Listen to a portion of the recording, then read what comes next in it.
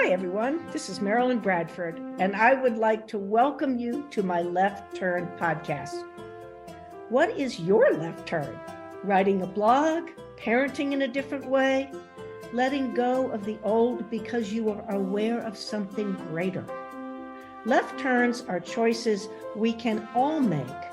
It's about a willingness to step into the unknown in any area of your life, to trust yourself, to risk creating or trying something new. It's about letting your true uniqueness shine. The greatest people who have lived, artists, statesmen, writers, explorers, musicians, have all been people willing to turn left.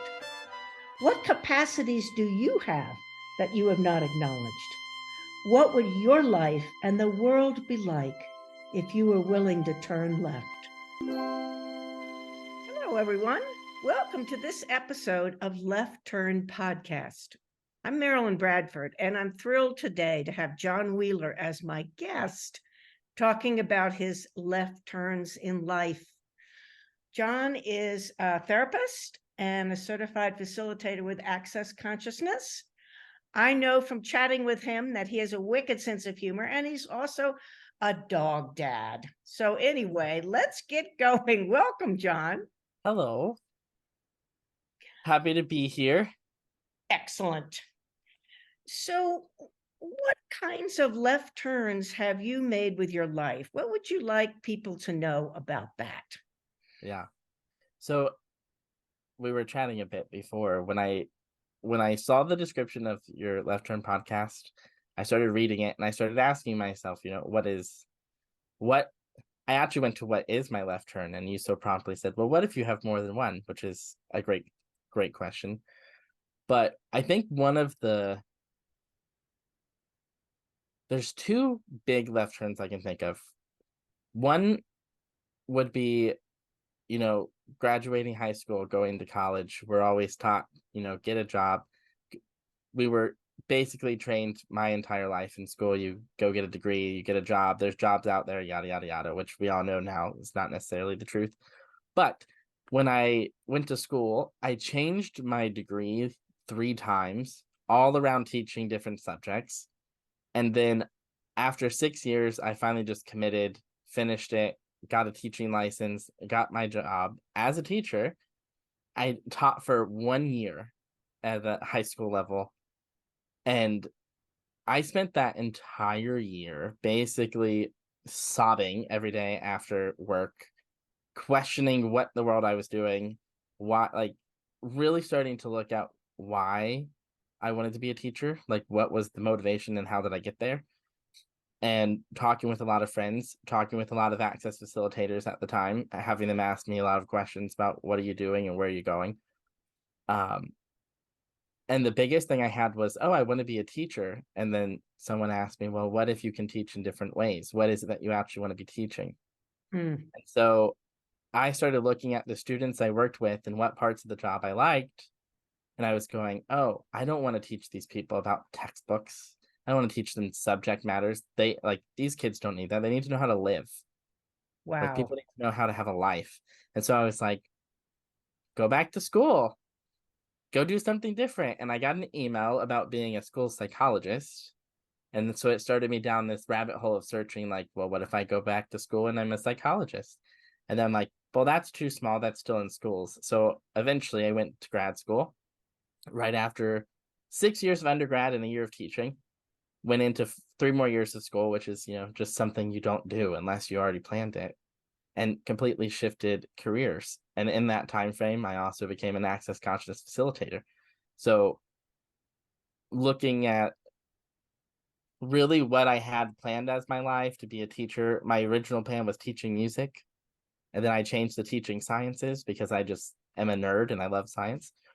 And to being someone who now travels the world and works with people from all around my state, but also the planet, talking about creating lives that they'd like to live, knowing that you can choose something different.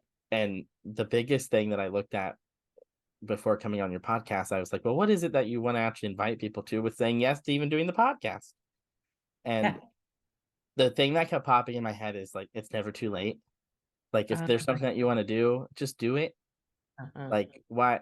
And it's easy for me to say, I'm young, but age to me, I'm like, there's people that are like 65 and go back to school. We have someone that I went to school with who had 2 PhDs, and she went back to get a license in counseling because she was tired of doing research. And she was like 52, I think, going to school with a bunch of 20 and 30-year-olds. And she did amazing, and she fit in. And there's so many different things. So that would be the biggest left turn. The second left turn, I realized. I'm going to stop you right there because I want to point out something. You got into teaching and you questioned it. Yeah. That in and of itself is essentially a left turn to actually question what you're doing. Yeah. So I just wanted to point that one out. And also I went back to become a therapist at 40, and worked for 30 some years. I love that you're never too old to change things. That's really true. Yeah. Well, and I didn't even think about the question part, but I think that's one of the weird things about me is I question everything. I just have one of those minds where nothing's ever settled. I'm like, well, that didn't work. Well, I'm bored with this. Now what? Well, to me, that's living left turns. Because it's always about, I'm not settling. What's going on here? I'm not settling this. This is boring. What else could I do? Yeah. That's the willingness to not solidify and not go, okay, this is my life. This is who I am. Had you always questioned as a child or young adult? I did. I was a tinker. Like you were a what? A tinker. Like my family would put me in I remember when the Chevy Venture vans came out, which had like the first time there were TVs in a van and you could play movies, and they had electric doors that opened. Because I came through the age where technology started to take over. So I went from having nothing to having everything. Right. And my parents, whenever they would get something new that was technology related, they'd give it to me. And I wouldn't read manuals. I would just go, oh, what does this do? And I would push a button. Oh, what does this do? And I push a button. So by the time my parents got in the car, they'd be like, oh, how do you shut this freaking door? I'm like, oh, you just push this. They're like, how do you know that? I'm like, I got it and I pushed the button. Like, what do you mean? So I think I've always, I don't know if there's just an innate sense of curiosity with how things work.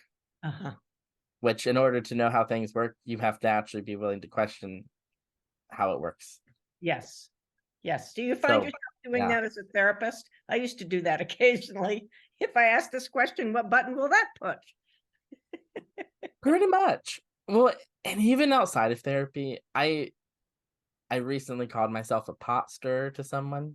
And they said, well, what do you mean? I'm like, I like to watch in silence what's going on and then wait for it to just settle or get stuck. And then I just kind of go in and stir it up, mix it all up and go, here you go.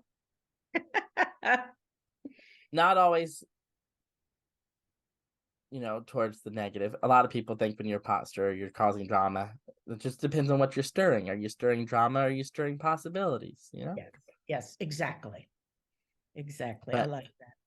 I do find a lot of times watching people, and I think this is where therapy became a really good practice along with being a certified facilitator, because both of those are all focused on empowering people and seeing what else is available and then asking questions to empower them to be able to choose if they want.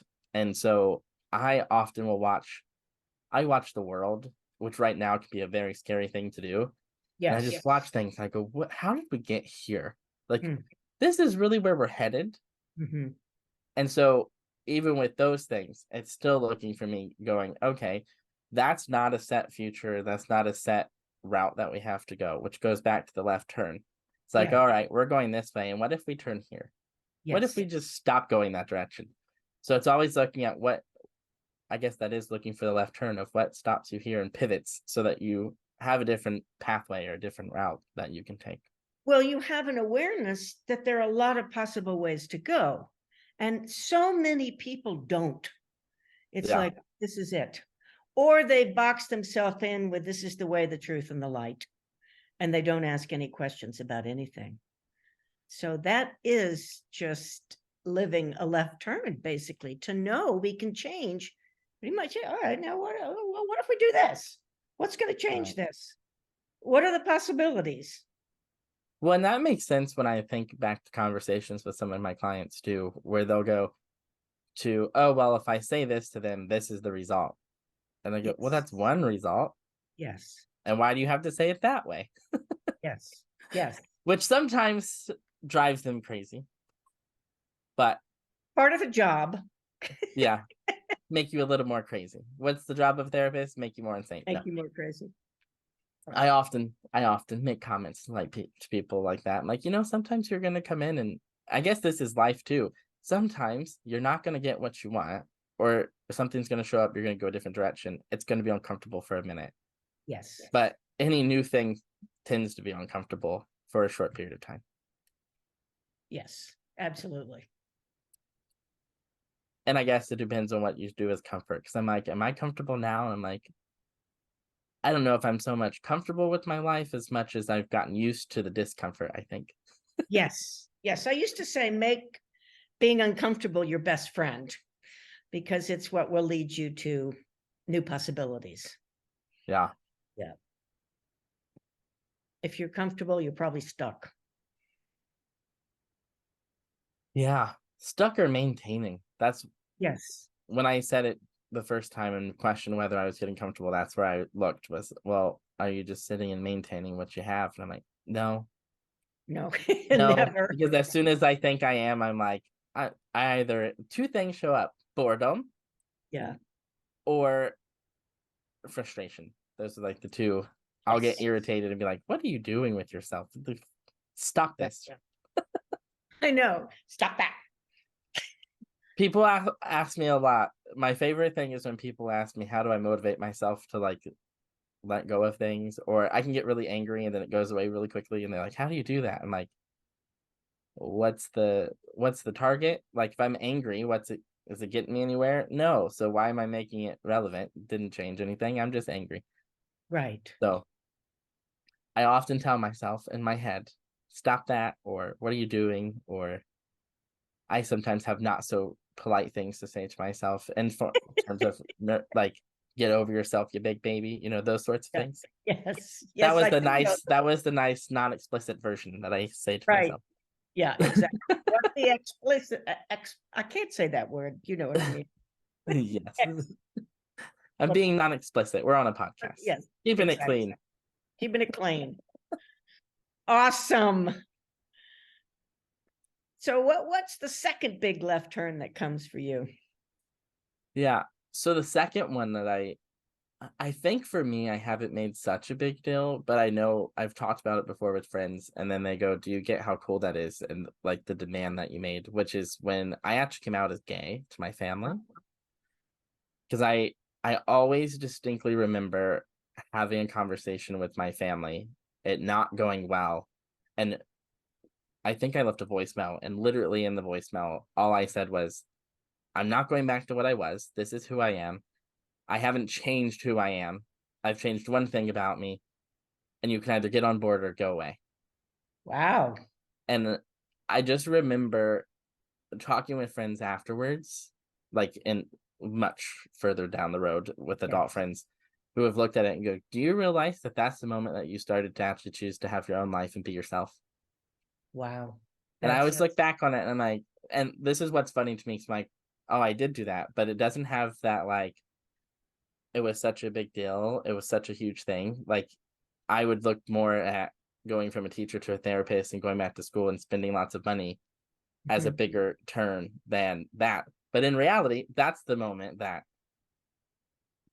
I think I started to live a different life, and actually going, you know what, I'm going to choose what I choose. And you're either going to support it or go away. You don't get to judge it. You don't get to fight it. Either get on board or be gone. But that's totally honoring you. Yeah. And trusting, all of what in Access they call the 5 elements of intimacy. That's very cool. How old were you when you did that? I think I would have been like 22, 23. Uh-huh. It would have been about 12 years ago, actually. It's not that long ago. Wow. So 21. Yeah. So and it was interesting. Like, even looking at it now, it's interesting because it's given me a different place to speak to people also when it comes to family or parents, or, you know, seeking something from people that are supposed to love you. And Yes, then yes. in that moment, it feels like they don't, or they're not supporting you. And to Right, say, hey, they may never. And just because they're not doesn't mean you're wrong and you're bad and you have to stop what you're doing. right. So, yeah, I think that's probably not one that I would have called my biggest left turn. But now looking at it, I'm like, actually, no, that was the first, probably one of the first left turns I can recall that was an active choice to change something and not just Right. living. Living, questioning, and all of that. I think Yeah, it's huge because once again, you honored yourself. And not that many 21, 22-year-olds do that.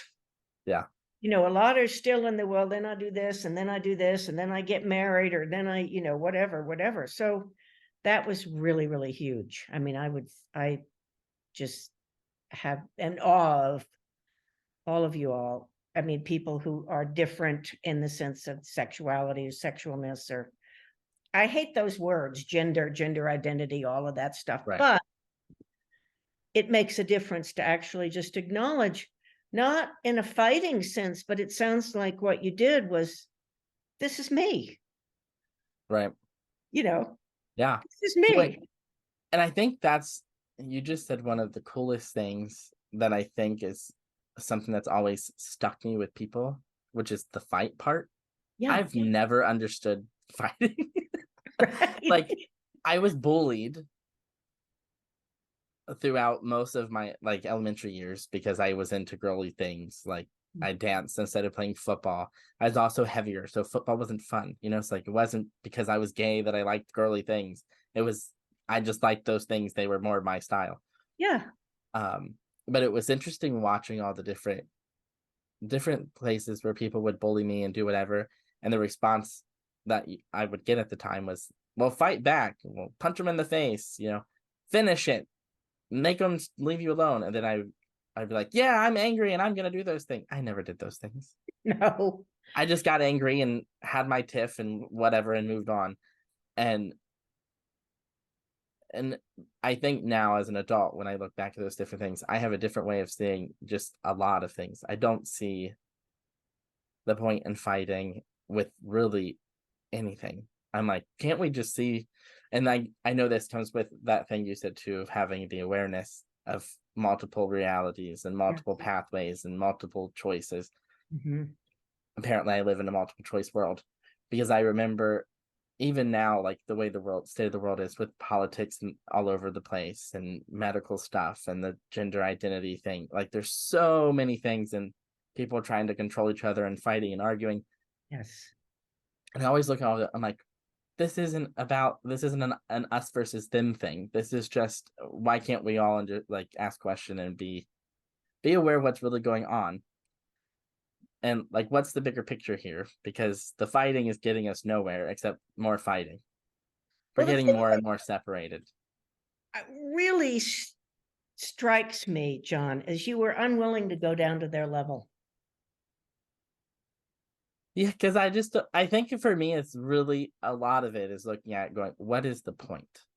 Yes. Again, a question. What Yes. is the point? If I go to their level and fight, what's it doing? Adding Exactly. to it.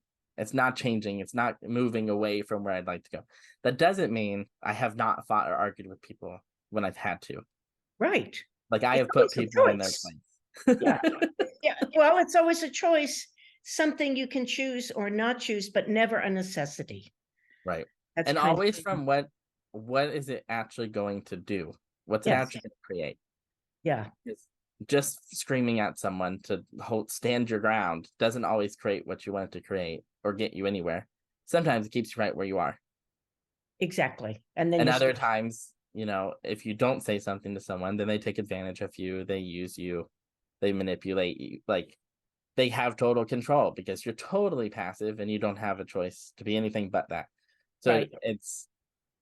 I think that's been one of the coolest things with doing therapy also, is seeing where people function from and go, well, you can do that, and what's it create? Yes. You Yes. can do that, and where are you going with that choice? And then where does that choice lead? Like you can almost, obviously you can't guarantee a result, but you can almost map it out like, all right, so you say that to that person, and what do you think their response is going to be? Yes. Or you send that email, what do you think you're going to get out of it? Right. So I guess again, I'm hearing myself and going, well, this is again living left turns and being in question with every single thing that you do, Yes. not going to, oh, I'm going to make this and this is going to get me here and here's my life. Right. Which honestly, now I'm saying out loud, dare I say, I think that would be boring. It would be totally boring. I'm like, would it be easy? So, It'd probably be easy, but it'd be so boring.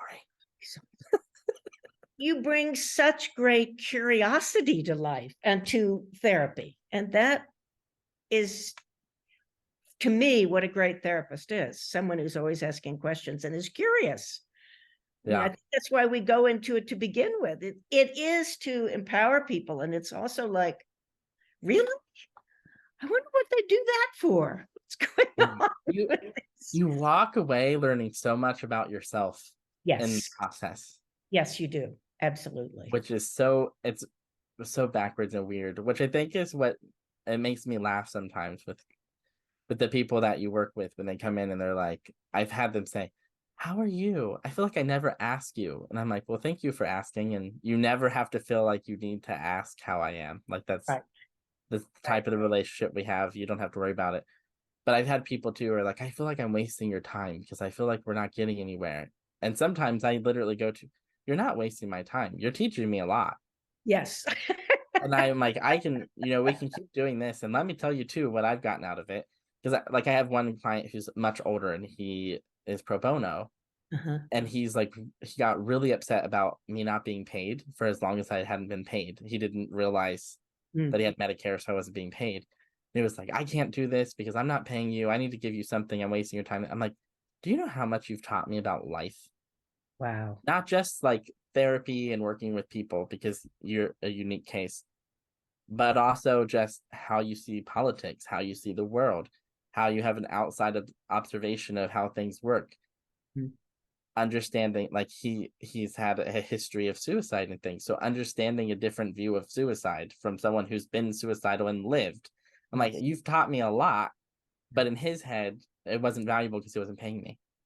Wow. So like being able to walk away from a lot of those events and going, hey, you actually, I think that's part of what curiosity gives you, is you learn so much You even in learn. things that others find invaluable, or Exactly. invaluable. Exactly. Well, and that's also an incredible generosity of spirit on your part to receive all of that from him and to let him know, hey, this has been amazing for me. So, Right. Don't think I'm walking away with nothing, because I'm not walking away with cash. yeah, exactly. There's lots of ways, if you want to call it payment, but there's Yeah. lots of ways of gifting and receiving. Absolutely. Yeah. Well, thank you so much, John. This has been really, really interesting. And one of the things I love about doing this podcast is just what you said. I learned so much about people, and it's great for me to have you on, have you talk about your left turns and what you've learned and how you be in life and all of that. So thank you very much for being on. Well, thank you for doing the podcast. Like I'm getting the emails, so I'm seeing all the different people you're interviewing about different things. And I think this is a really cool conversation to have with people, because it really, to me, goes to left turn being, if you think you're stuck or you don't know where to go, make another choice, make another change directions, change course. Yes. Which is just cool, because I don't think it's not a conversation that many people have. And so you're actively going out and seeking people who are doing these things to interview and share with the world. So I think that's pretty amazing. So thank you for having me on. Well, and thank you for that. And thank you for coming on, John. Yeah. Thank you for people who are listening. Thank you so much for joining this episode of Left Turn. I wonder what embracing left turns could create in your life. What magical possibilities might show up. Remember, when you choose left turns, you are joining a group of the most creative and brilliant people the world has ever known.